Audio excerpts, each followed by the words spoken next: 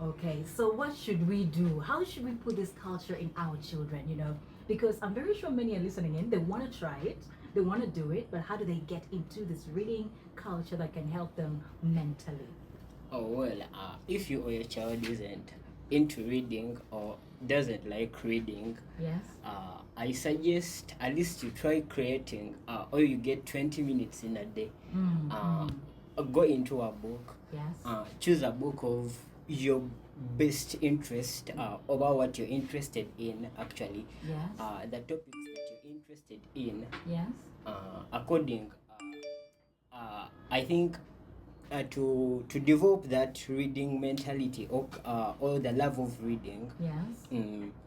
at least 20 minutes a day for that. 20 minutes a day, you can. How many minutes? At least 20. Sorry. Yeah, I'm Okay. saying at least 20. With Yes. time you will see, with time you will get that reading, the love of reading, and with time you will keep on increasing. Every you, single yeah, day. yeah, yeah. Last week you read 20, you used 20 minutes. This Yes. week you can use 30, Mhm. something like that. And by the way, reading really helps in bonding. You bond with your children when you start reading. Yes. I Yeah. know we always see this in movies and animations where say, oh, bedtime stories. But then this reading culture is something that anyone can pick up for their children. Yes. Before you know it, when you have these conversations with your children, they'll start picking up on waiting for those minutes, then hours coming, Yes, yes. and then it becomes, something, oh, my dad does it to me, my mom does it. Yes, So before yes. they know it, they start reading and reading and reading. And thank goodness for technology. Now we have audiobooks, Yes. thank goodness. Yeah. So, so if you hate your books, you know what? You can actually just play something over and over again, which is just quite interesting. But Yes. anyway, what kind of books should I or my children be reading? Is there a wrong type of book? Actually, there isn't wrong types of books.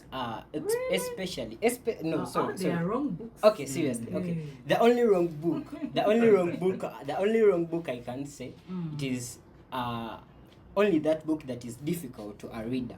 Yes. That is, Okay. you're going to start reading it, and it is kind of difficult. But as you go into it, you're going to reach a time where you don't understand anything about the book. But When then things there are also books which kind of affect our cultures, if you think about it. Oh, I recently we're understand. seeing parents banning books. Yeah, see, I get to They are that. bad books.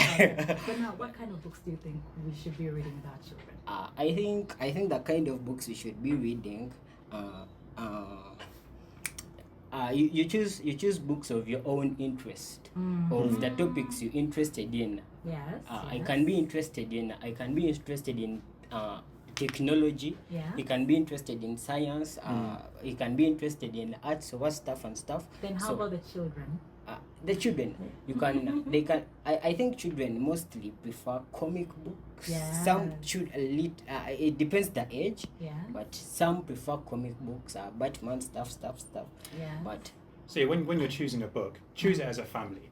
If you're reading with your parents or if you're reading with your children, read a book that you can enjoy together. So Yeah. you can talk about it, you can predict what's happening in the future, you can have that conversation, and that bonding experience really helps develop that mental cohesion within your family. And what we were talking about, books being too difficult, if you give a child or even yourself as a reader, if it's too difficult or if it's in a subject knowledge a subject realm that you don't know anything about and it's just too highbrow, you become discouraged, you don't want to read it, it becomes a chore, it's too much of an effort, there's not enjoyment there. Yes.